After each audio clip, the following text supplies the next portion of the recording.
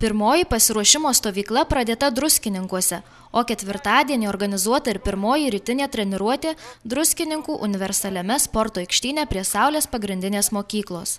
Lietuvos krepšinio rinktinės pasirengimo stovyklos Druskininkuose pradedamos jau 4 metus iš eilės.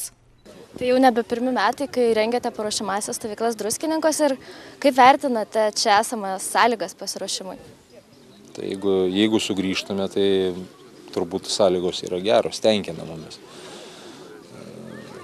Kažkaip šiemet neįprastai anksti pradedam ir visą laiką, kada pradedi, tai rinktinės stovyklos asocijuojasi su karščiu, bet šiemet šiek tiek kitaip.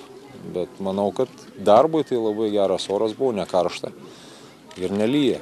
Mums to tiek ir tai reikia. Norime šitoje stovykloje išeiti į lauką, bet aišku, eisime ir į salę, nes laiko netiek daug turime ir krepšinį treniruotis. Kaip vertinate šią pirmąją treniruotę? Gera. Manau, kad tai, ką mes norėjome, ką buvom užsibrėžę, tą ir pasiekėm tuos dalykus. Nebuvo jinai labai intensyvi, bet tai yra pirma treniruotė. Mes planuojame taip, norime su kiekviena treniruotė, kiekviena diena pridėti.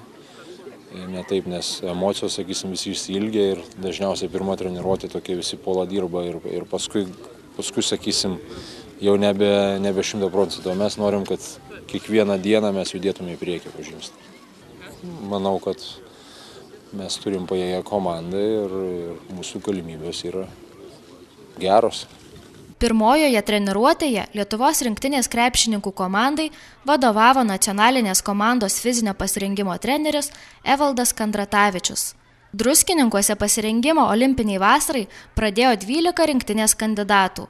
Linas Kleiza, Mantas Kalnietis, Tomas Delninkaitis, Mindaugas Kuzminskas, Paulius Jankūnas, Jonas Valančiūnas, Renaldas Eibutis, Simas Jasaitis, Darius Songaila, Adas Juškevičius, Deividas Dulkys ir Antanas Kavaliauskas. Geras jausmas, tikrai geras jausmas, pradėjom sportuoti. Jėgų yra, viskas gerai, kūnas sveikas, ko daugiau reikia.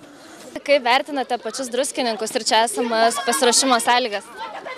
Geras stadionas, viskas tvarkoj, oras geras, Druskininkai gražus miestas.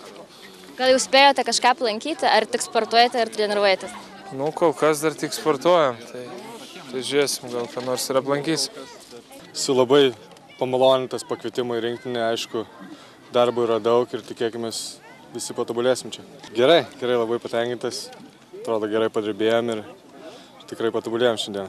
Po rytinės treniruotės surengtoje spaudos konferencijoje Druskininkų Grand Spa Lietuva su Lietuvos krepšinio rinktine pasirašė bendradarbiavimo sutartį, kurioje numatyta, kad rinktinė pasirengimo stovyklas ir toliau planuoja rengti Druskininkuose. Lietuvos krepšinio rinktinė Druskininkuose stovyklaus iki birželio 5 dienos, vėliau kelsis į Palangą. O birželio 16 ir 17 dienomis sužais draugiškas rungtynes su Makedonijos ir Graikijos komandomis.